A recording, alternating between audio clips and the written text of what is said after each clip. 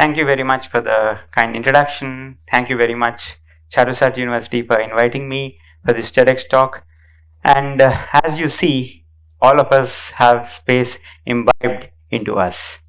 Every action what we do has space in it. So what we are trying to understand in this presentation, in this talk, are about what we can do, where is space taking us, and how we can build the next generation. So as you see on this background image, this is the image taken by Chandrayaan, the missions of Chandrayaan. So this is the Shiv Shakti point, what you can see over here in the center at the top of H. And that has created, I think all of us have been mused by this. So if you look at the overall scenario of where we are going, we used to say sky is the limit, right? But space is limitless. So what are we looking at? How do we address all these things? I think most of you have these intriguing questions in your minds whenever you talk about these things. And one of the most important point whenever you talk about space are to understand some basic terms. One such term, what you see on the left hand side, is related to launch services. So where we try to launch rocket or a launch vehicle into space. Something after that is satellite manufacturing. Satellites are put into the rockets and then sent into space. These are called launch vehicles. And then someone has to operate these satellites to give useful information down to Earth. And that is done by the satellite operators. And then further you have space-enabled services which actually make you use these things for day-to-day activities. That's what brings us to the point of huge amount of market potential which is also there for downstream activities. These are divided into upstream and downstream activities. Sometimes it's also called midstream activities depending on the situations.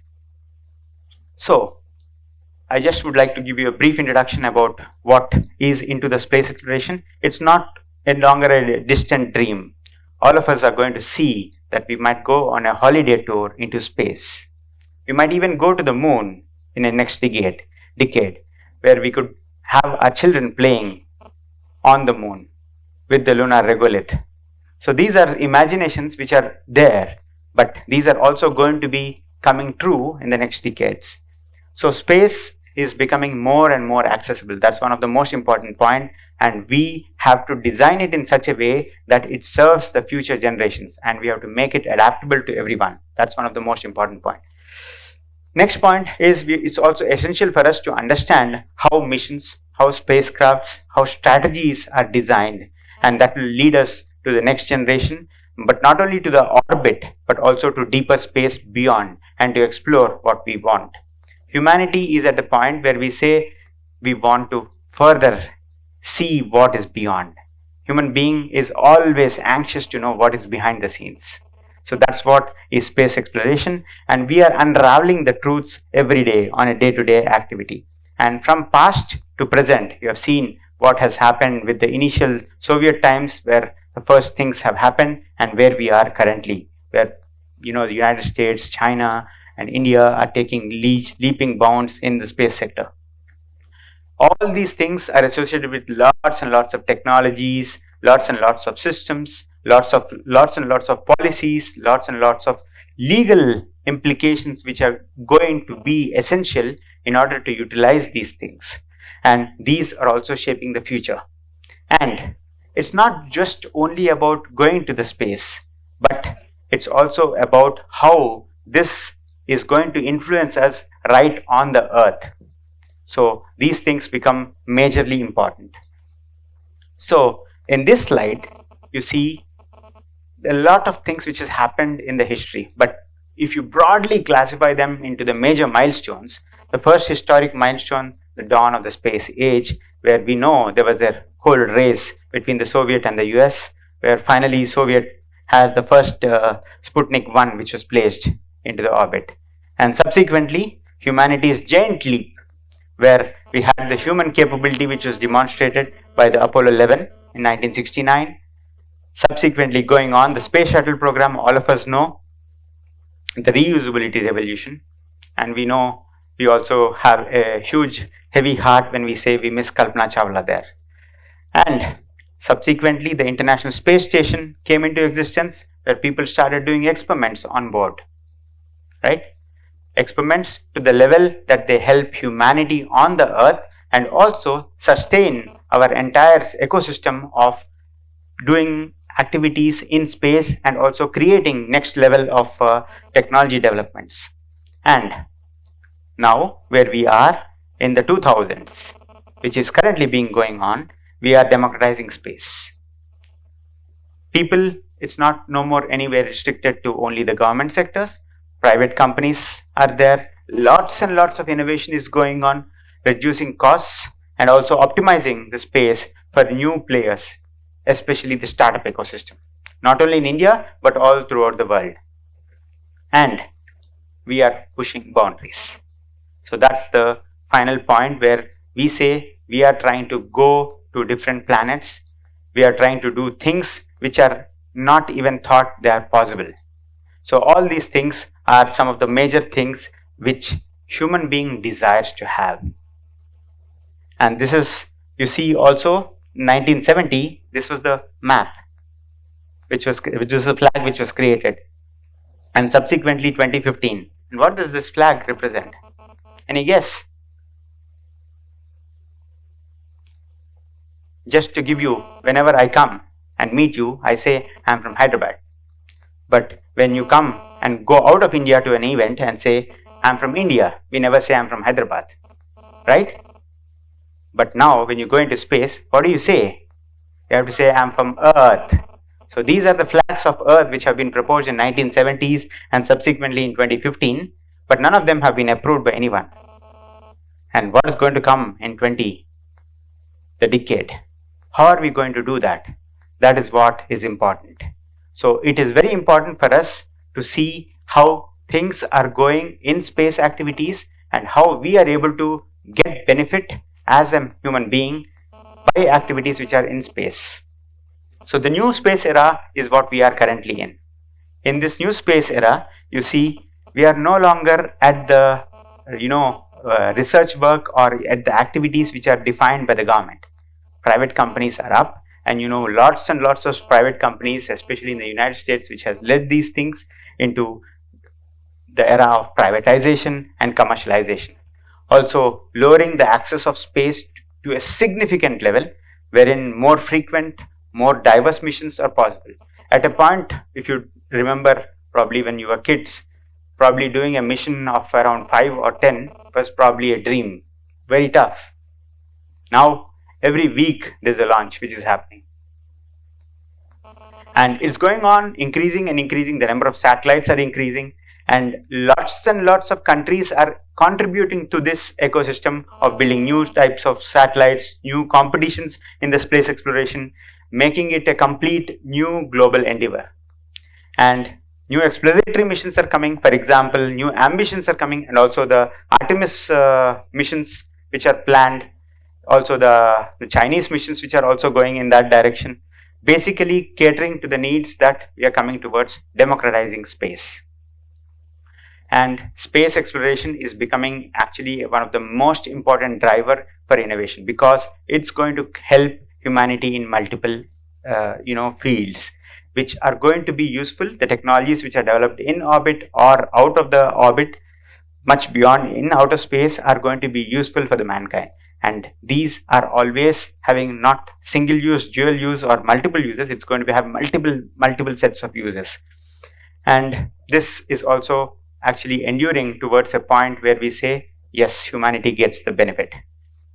So every mission, what we have, which is currently going on a global scale, has innovation in it. And they are leading to breakthroughs in propulsion technology. For example, the ion propulsion system, which is now being done also in India. Advancement in communication systems. Every day we see huge amount of advancements which are going on, especially towards new communication frequencies, new types of communication systems which will be useful not only between space and ground, but also on the at places where things are not reachable. Robotics and AI is also a lot imbibed into the frontier. Advancements in manufacturing, space has manufacturing. So people 3D printed lots and lots of stuff in space, not only polymers but also metals, and also lots and lots of silica or ceramic materials. Miniaturization, there's lot of satellites which are huge in dimension, have become very, very miniaturized. This is also a huge boon for the next generation. Materials are being evolved constantly, zero gravity materials, lots of experimentation. Life support systems, whatever when we need on the ground, these are being made in space and indirectly being used back on the ground. So all these things matter a lot and are going to improve and are also improving currently our lifestyles. So role of design is very pivotal. Spacecraft design, that means we have to balance lots and lots of activities, especially weight. Every gram what we take is costly, right? So we have to come to a point that we are able to, functionally catering to the needs. In addition to that, safety, efficiency, and also withstanding the harsh environment. Space is something which is ruthless. So we have to be, no one hears our word help. We have to be extra cautious whatever we send into space. And we also have to be now designing things wherein it's going to be very useful for human beings. Keeping in mind of the human exploratory missions what are going on in the country. For example, the Gaganyaan missions, it's very important that all these technologies are very, very much important to develop. In addition to that, it also needs to be sustainable. And safety and redundancy, repeatability are pivotal aspects in any of these designs, whatever we do. And the interfaces, for example, one country makes one type of interface, the other country makes other types of interfaces. We should be in a position to be able to use all these interfaces. If you consider the problem where Sunita Williams now is there still stuck in space. But at the end of the day, we already have a solution, but it could be much better if there were any other possibilities of getting them back. So design plays a very important role, and always Earth and orbit are connected. That's the reason we are here on the planet. So satellite technology is one thing which we constantly use. Space-based monitoring for climate and environmental protection is something all of us know we are constantly using. Medical advancements and space technologies, telemedicine, remote health possibilities where we are able to cater to those needs. Space actually is also very much into energy and innovation. So we utilize the energy in space, but we also revolutionize stuff. And space is very important where we also have to educate the next generations, because we have to inspire the next generation so that space utilization for the next generation and also for the current generation is possible. So future space economy, we are at a point where we say growth is paramount. People are running at their highest paces to get space to the next generation. Satellite industry is growing significantly high. Space tourism is going. People are trying to going on holidays to space at higher prices, but it has to come down to affordable prices. People are manufacturing stuff in space. So orbital manufacturing and research. People are trying to mine asteroids. People are trying to utilize the resources which are available in space, for example, Lunar or Mars, and try to use them locally instead of taking it or carrying it from here. And we also need to build the future workforce of space, people who have to work in space. So we have to also educate them. And international space cooperation and policy become more and more pivotal there. So collaboration and diplomacy becomes very important. And as we look, Mars, lunar missions, and also space economies are completely being developed. So international collaboration becomes more and more pivotal. And there's a lot of geopolitics involved, a lot of new emerging space nations. Space diplomacy gets into play, multilateral space agreements come into play, and this private space industry also needs to enter into the concept of space diplomacy and then create new space policies and govern the entire space ecosystem. It's not supposed to be only from the governmental side. So the days are going to come in that direction. And sustaining becomes very important. And as you see, sustaining space is one important point where we are creating, human being creates debris in the orbit. So we are trying to decrease that. New policies are in place. The space debris still is a challenge. And we also need to utilize the resources which are there, what are available in space. And we also have a need to develop sustainable spacecraft designs basically making them further more efficient, further more reusable, and also life support systems much better, much beyond imagination. For example, if a debris comes and hits us, we should be in a position to withstand that. So, for example, on moon, you have huge amount of meteor hits. So these things have to be withstood by our habitats or even the space suits what we take. And space has to be a model for the sustainability on Earth. So space for humanity and future, there's lots and lots of work which is going on. Long-term goals, short-term goals, where people want to create lunar bases, Mars colonies, beyond. People want to discover stuff, people want to create stuff, and also inspire the next generations. This becomes more and more important. And space also, whatever we do over there has to be educated to the next generation. So these are some of the points for humanity's future. And finally, towards the last part, the vision for the future, human being is going to be a multiplanetary species. And we have to create that also with sustainability and inclusive space exploration. And innovation is actually the key to success.